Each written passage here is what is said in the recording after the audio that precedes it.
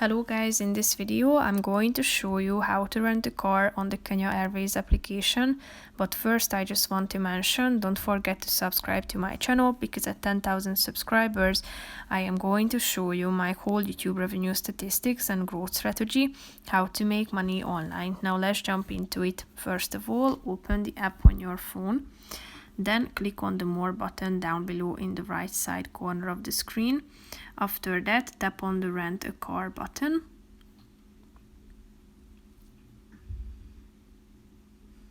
And then you should select your pickup location. Type it into the search bar. Select the location. Then set the pickup date and the return date. Set the driver's age and click on the search button down below. And here you will be able to find the available cars that you can book and rent. Tap on the relevant one and check out the details, including pickup location, fuel policy, mileage, and what's included. Here you can add extras and click on the button continue if you would like to add insurance.